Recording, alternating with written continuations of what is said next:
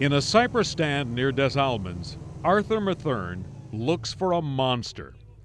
A 13-foot alligator he has nicknamed Big Al. Most gators this size is 700-800 a pound. Al goes over 1,000. Big Al serves as the main attraction on the boat tours Mathern runs through the cypress swamp. Just like a pet. That big the tail is. Look how wide that tail is.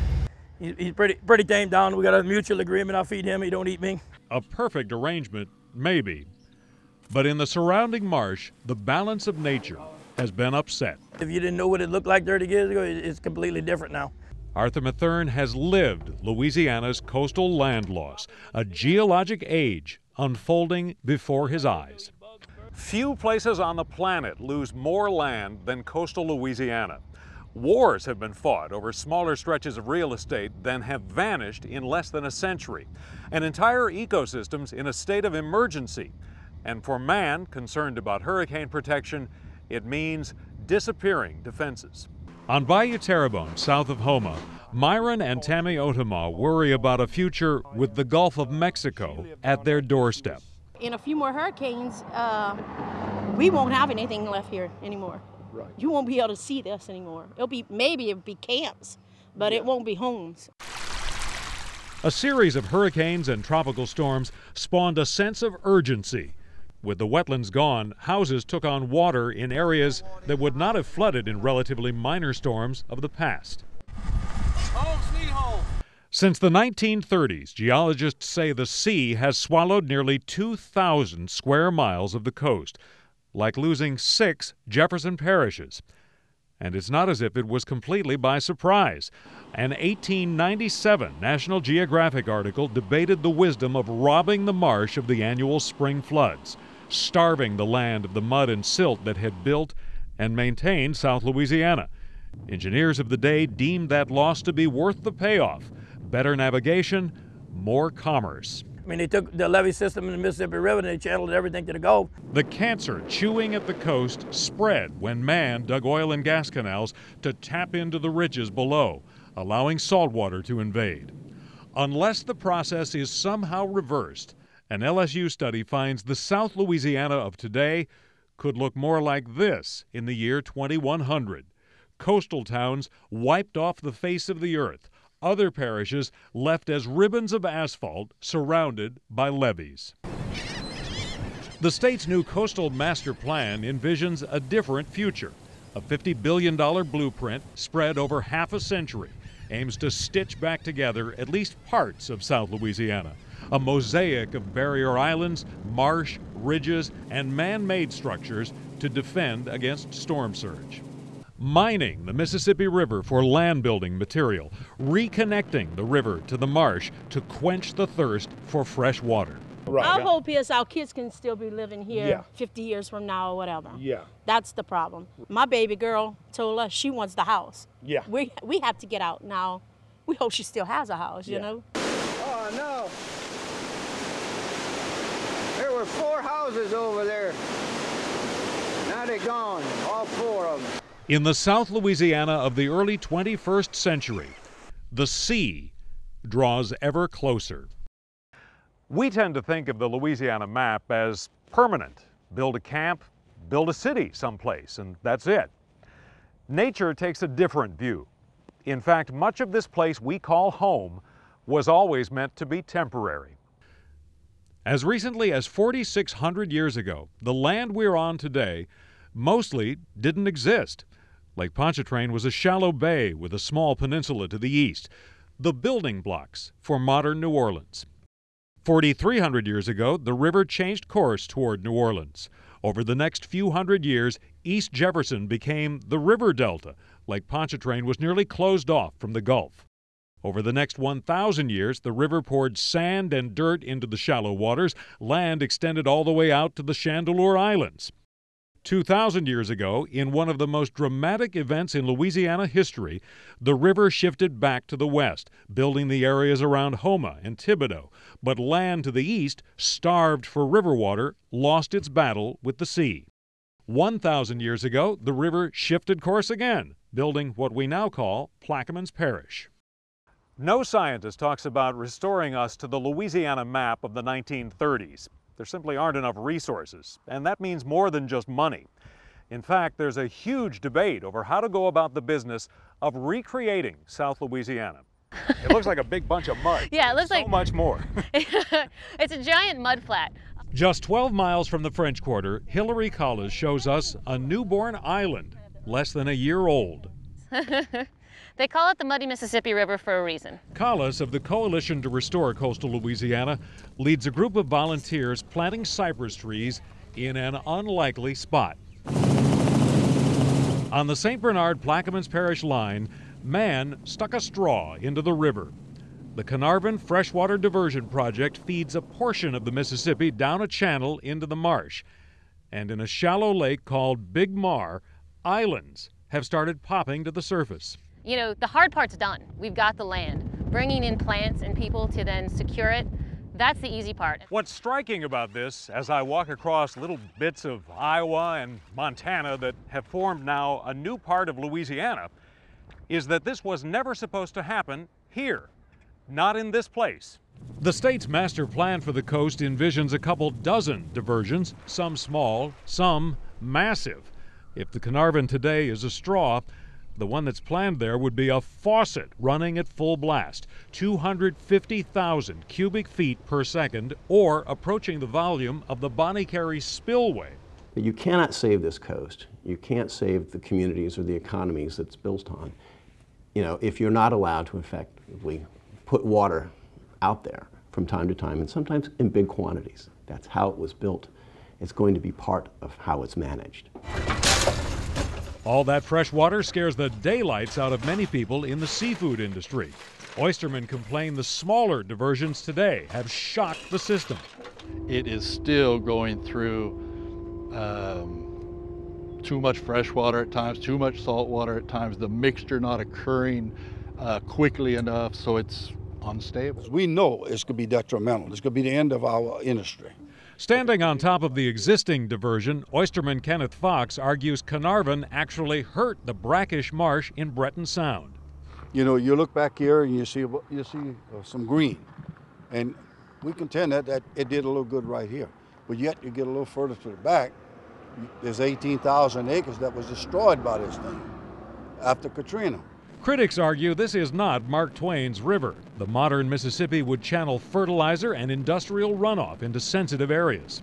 All you're going to do is convert the marsh further downstream. The salt and brackish marsh down in Point Lash, that'll all be converted to fresh marsh. First hurricane comes along, wipes it out. Shallow root systems. Opponents of diversions are pushing for a greater emphasis on dredging, mining river mud, and pumping it into the marsh. You got to understand that this river that built this delta, you can't reconnect that river to the marsh no more because the silt is not in there. In fact, an LSU study found roughly half the river's historic mud flow gets trapped behind hundreds of locks and dams on rivers that flow into the Mississippi. It never gets here. Precisely, supporters say, why we need a mix of dredging and diversions to produce the most land at the cheapest price. We can't afford to pump sediment everywhere. We have to use the river where we can. Build all the land you want, they say, but fail to have the right fresh and salty mix, and the new land will simply erode away like billions of dollars melting into the sea. The state did take an approach to pick projects that had the best chance of surviving. But here's where it gets dicey. Take the saltwater marshes and islands near the Gulf. Too far from rivers, their only possible salvation is dredging. The current plan envisions spending $50 billion over half a century, which sounds like a lot of money. But it forces tough decisions about what to save and what to sacrifice. It is more honest about what we can do, who we can do it for, and actually how much it will cost. Tulane environmental law expert Mark Davis believes we need to set expectations based on how much money is available. Most people are willing to live with water going where nature sends it. But when you have to decide whether you're going to send water someplace based on a political decision, that becomes very tough. Davis points to the river floods of last year to show how managing a system can work if people know the risk up front. And that's exactly what happens in the Atchafalaya and Morganza. Every landowner gets a letter reminding them that they have flowage easements on their property, and when push comes to shove, water's coming. Then I think you really see that people can adjust. Oysterman Steve Wassan knows doing nothing is not an option. Yet the paradox is if we do nothing, it might all go away. Right, that's right. So I'm in favor of doing something because of that, for the people's sake, for our sake. I mean, we need a place to live. That will mean finding the best way to turn back on the Mississippi River plumbing system that built South Louisiana. Now the question of how the state pays for all this. Where do they possibly come up with $50 billion? To arrive at that number, the State Office of Coastal Protection relies on a number of sources, beginning with potential fines from the BP oil spill. And then in 2017, Louisiana starts to get a larger share of federal money from offshore oil and gas royalties. What they're trying to do is narrow down some realistic goals that can be done, assuming that we raise $50 billion in 50 years, which is an average of $1 billion a year, which is still very, very aggressive.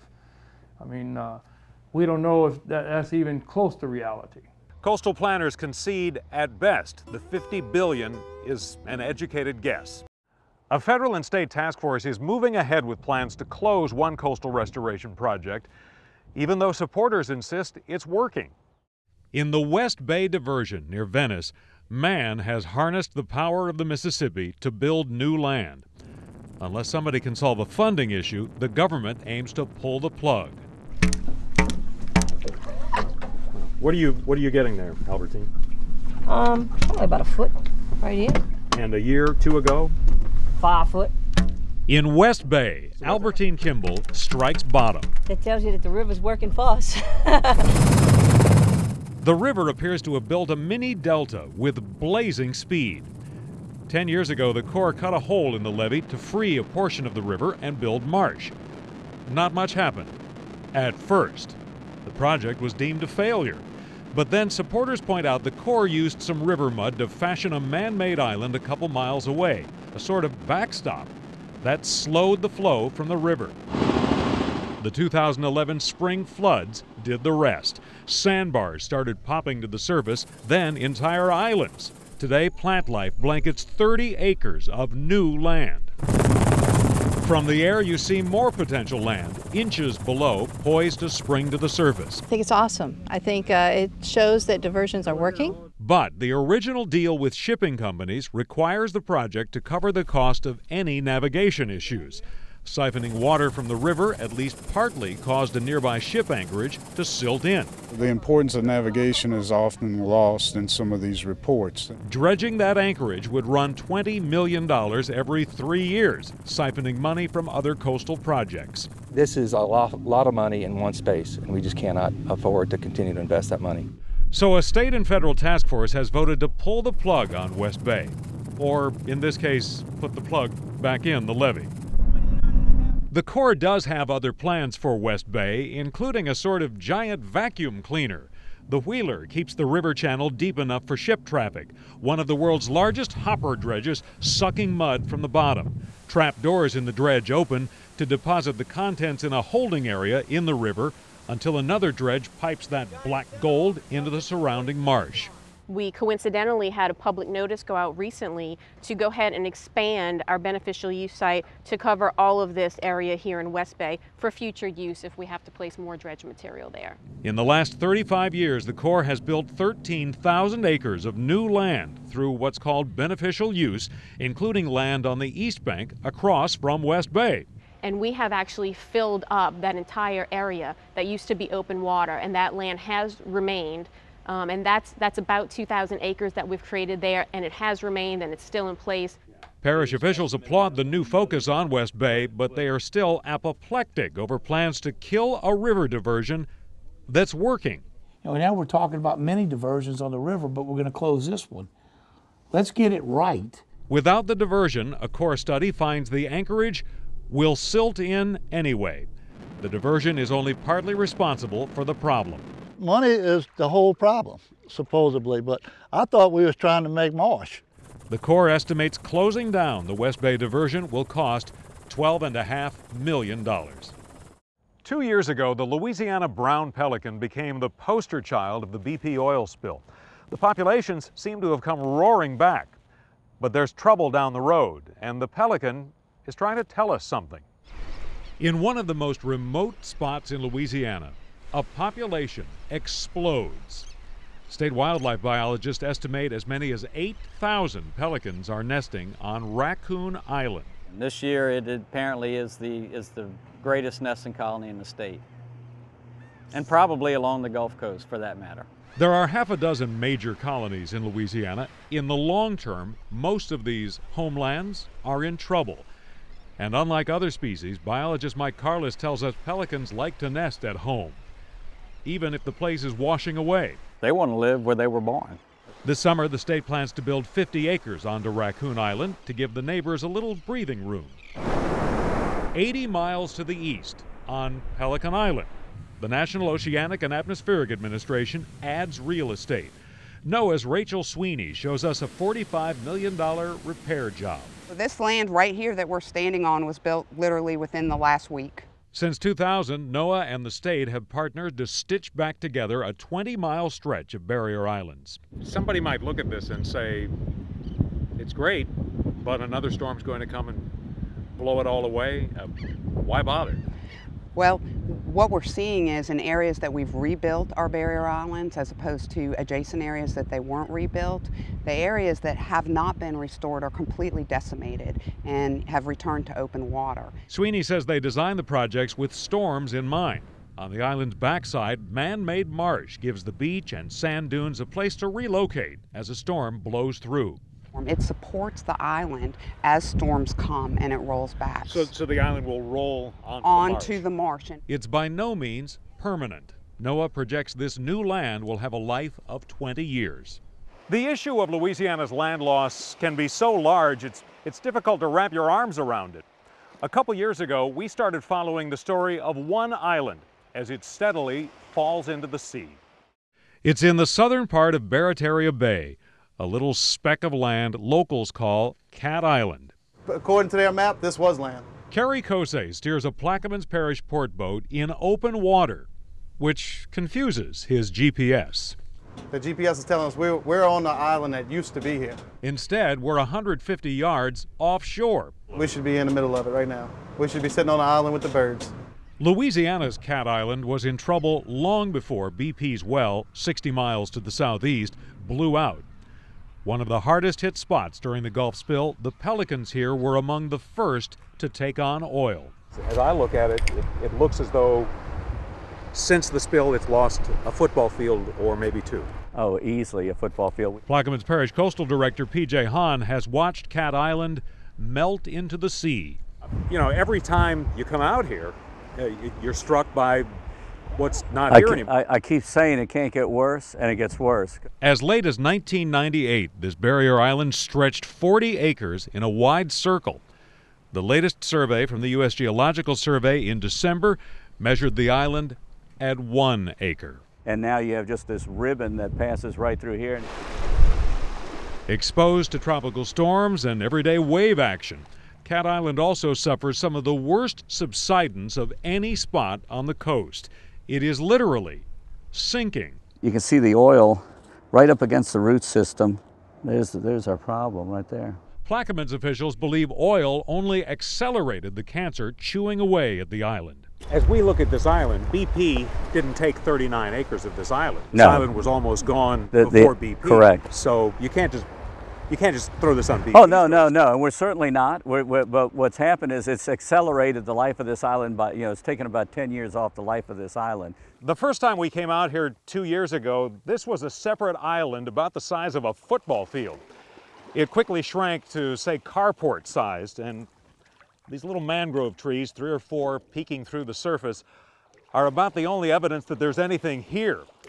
We're pretty sure this is the last time we'll see this island. Here was that smaller island in January. Here it was in April, a lone pelican clinging to a mangrove. But parish officials are moving to restore Cat Island. The state has agreed to fund more than $1.2 million to pump sand and dirt back onto the island. Step one, build some kind of barrier around the island to cut down on wave action. And then the long-term plan is to either bring it back to what it was or build several islands around it. We're going to save this island, there's no doubt about it. Parish officials concede they lack the luxury of time. One good wind could blow away what's left of Cat Island, Louisiana. For centuries, cypress trees offered some of Louisiana's best natural defenses against hurricanes. Entire forests have been wiped out, either by a logger's axe or through saltwater intrusion. But in recent decades, one success story has gone largely unnoticed.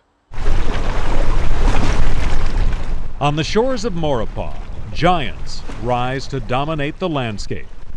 Jurassic-like, they grow to become the largest and oldest living things east of the Mississippi, if only given the chance.